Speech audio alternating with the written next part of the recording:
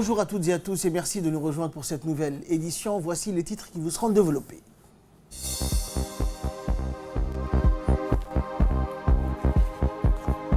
Cérémonie de remise de dons à de la diaspora djiboutienne au Minnesota pour aider donc les familles démunies. Et aux États-Unis donc souhaiterait le retrait de toutes les troupes étrangères de la Libye. Bonjour à tous. L'ambassadeur de Djibouti à Cuba, Nasser Mohamed Ousbo, a procédé comme prévu à la date du 16 janvier à la présentation des lettres de créance donc auprès du président de la République du Nicaragua, Daniel Ortega Saavedra. Lors de la remise des lettres de créance, le président Ortega Saavedra a accordé à l'ambassadeur djiboutien Ousbo un bref entretien au cours duquel il lui a remis une lettre du président de la République, Ismaël Omar Guelleh, relative à la candidature de notre pays pour un poste non permanent au Conseil de sécurité des Nations Unies pour la période 2021-2022. À cette occasion, le président nicaraguayen a exprimé sa volonté d'encourager une diplomatie active au service de la paix, du progrès et du développement commun. Il a exprimé également sa détermination de poursuivre et d'intensifier la coopération avec l'Afrique et Djibouti en particulier, ainsi que le soutien de son pays à notre candidature. M. Ortega Saavedra a chargé l'ambassadeur Ousbo de transmettre son message de salutation et d'amitié au président de la République Ismaël Omar Guelleh, ainsi que le souhait de son pays de pouvoir intégrer l'Union africaine en qualité d'observateur, raison pour laquelle il serait très reconnaissant de pouvoir compter à ce propos sur le soutien de Djibouti. Le colonel Waïs Ahmed Bourré, commandant des gardes-côtes djiboutiens, a accueilli le 16 janvier dernier, en présence du lieutenant-colonel Ahmed Daher Djama, commandant de la Marine nationale, à la direction générale des gardes-côtes à l'escale, une délégation conduite par le vice-amiral Franchetti, commandant de la 6e flotte de la Marine des États-Unis d'Amérique, et pour une visite des installations et des bateaux des gardes-côtes djiboutiens. Le vice-amiral Franchetti a apprécié le travail louable des gardes-côtes et les résultats remarquables de ces missions. Le vice-amiral a aussi souligné que les gardes-côtes étaient donc une institution importante dans le domaine de la sécurité et de la sûreté maritime régionale. Elle a également félicité le colonel Waïs Ahmed Bourré, commandant des gardes-côtes djiboutiens, pour son travail honorable réalisé en un court laps de temps afin de développer les capacités opérationnelles des gardes-côtes djiboutiens. Elle s'est réjouie de l'excellence des relations entre les deux parties et a hautement formulé son souhait de les voir se développer davantage à l'avenir. Le colonel Waïs Ahmed Bourré a remercié chaleureusement de sa part le soutien inestimable en équipement, matériel et formation dont a bénéficié les gardes-côtes djiboutiens de la part des États-Unis d'Amérique depuis sa création. Et suite aux échanges, la visite du vice-amiral Franchetti s'est clôturée par une visite en mer pour voir les installations côtières des gardes-côtes et leur zone d'opération.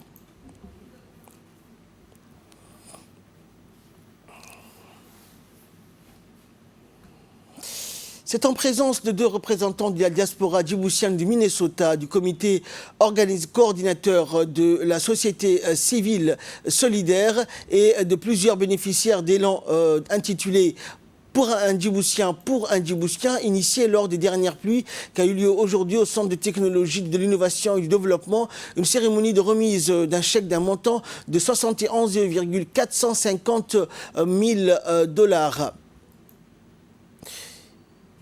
Et suite aux dernières inondations du 20 et 21 novembre dernier, est née donc spontanément au sein de la société civile une action de solidarité nationale motivée par le seul sentiment de vouloir venir en aide à leurs frères et sœurs sinistrés et d'honorer par la même occasion donc la culture d'entraide ancrée dans nos traditions ancestrales. Les Djiboutiens des différentes diasporas répondent à cet appel et rejoignent l'élan de solidarité nationale inédit par un Djiboutien pour un Djiboutien. C'est dans ce cadre-là que la SZSD a reçu aujourd'hui cette contribution des Djiboutiens du Minnesota qui est à hauteur de 50 000 $ qui couvrira l'aide de 328 ménages. Chaque ménage recevra un panier composé de plusieurs articles d'un montant de 27 $ grâce aux offres de réduction exceptionnelles recueillies auprès du groupe Al-Gamil.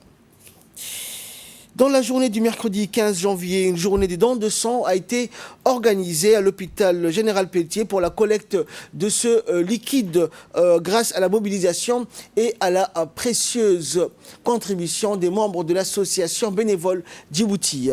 Organisée au Centre national de transfusion sanguine, la CNTS, cette journée de don de sang s'est déroulée en présence du secrétaire général par intérim Ma'ike Mohamed Moussa et du directeur général de l'hôpital Général Pelletier, Zakaria Aouled Ahmed. Issus de la société civile, de nombreux donateurs ont participé en masse à cet élan de solidarité pour faire œuvre de don de soi pour sauver des vies.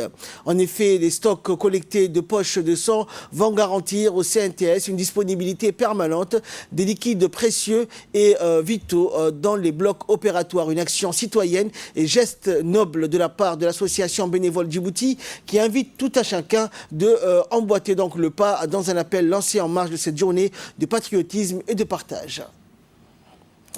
À travers donc les inspections annuelles des usines, la brigade mobile du laboratoire national d'analyse alimentaire, le LANA, a effectué cette semaine une tournée d'inspection sanitaire dans toutes les usines d'eau embouteillée de différentes usines de la région. Ainsi, la brigade mobile s'est rendue à Dikil pour inspecter l'usine de fabrication de l'eau Okar. Cette inspection se focalisait surtout sur l'hygiène au niveau des différentes étapes de production de l'eau embouteillée, à savoir l'eau de forage, les étapes de filtration, l'osmose inverse et l'eau de remplissage des bouteilles. L'équipe mobile de l'ANA, rigoureuse dans son travail, se documentait donc également dans la traçabilité du produit fini. En effet, ils prennent des échantillons à analyser dans leur propre laboratoire pour éviter tout risque de virus quelconque, vérifient les différents plannings de nettoyage et désinfection, planning de maintenance et changement de filtre. En collaboration avec les différentes brigades de la gendarmerie situées à Dikil, qui les escortaient pendant l'opération en inspection, l'équipe mobile de l'ANA continue donc de soutenir et d'accompagner les usines nationales pour contribuer à la qualité des produits made in Djibouti et promouvoir les exportations des produits nationaux. La caravane médicale spécialisée en ophtalmologie continue ses activités de consultation et dans sa tournée, la caravane s'est arrêtée à Arta. De nombreuses personnes, souvent âgées, souffrant d'insuffisance visuelle en provenance de la localité, des différentes localités de la région d'Arta, ont profité de l'offre gratuite en soins médicaux de ce genre. Plus d'une centaine de personnes âgées parmi ont été donc sélectionnées et pour des opérations de chirurgie de la cataracte avec la mise en place d'un poste opératoire pour suivre l'état de ces patients assurés par un technicien supérieur en ophtalmologie pour une durée de 78 heures.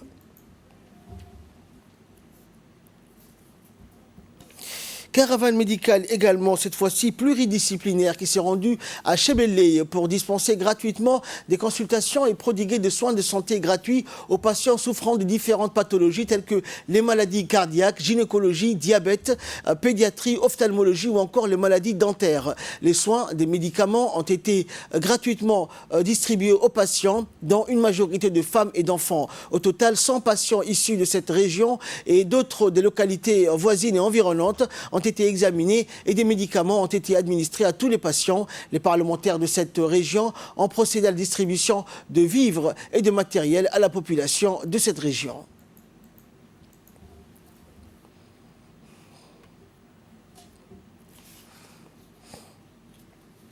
Et enfin, sport pour clore l'actualité nationale dans le cadre du championnat sportif scolaire saison 2019-2020 dans l'établissement de l'enseignement, dans les établissements de l'enseignement moyen. Le gymnase du lycée de Djibouti a abrité donc samedi 11 janvier dernier le tournoi play-off de handball et pour les collèges de la ville de Djibouti.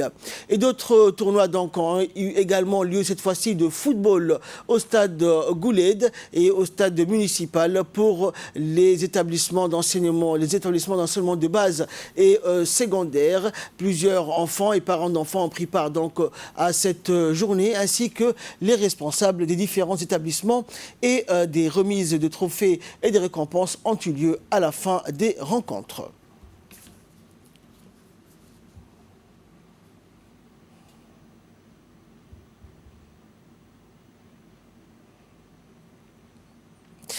Actualité régionale et internationale à présent, le Kenya donc, l'industrie touristique du Kenya est en plein essor. La suite dans ce commentaire. Tourisme au Kenya en nette progression. Les revenus du secteur dans ce pays ont augmenté de 4% en 2019, atteignant 1,6 milliard de dollars contre 1,5 milliard enregistrés en 2018. Les premiers visiteurs du Kenya sont les États-Unis avec 245 437 entrées. Les voisins ougandais arrivent en deuxième position avec 223 010 visiteurs, suivi de la Tanzanie avec 193 740 visiteurs. Cette croissance est par ailleurs attribuée en grande partie à une stabilité politique accrue tout au long de l'année 2019. Et enfin, les États-Unis souhaitent le retrait de toutes les troupes étrangères de Libye.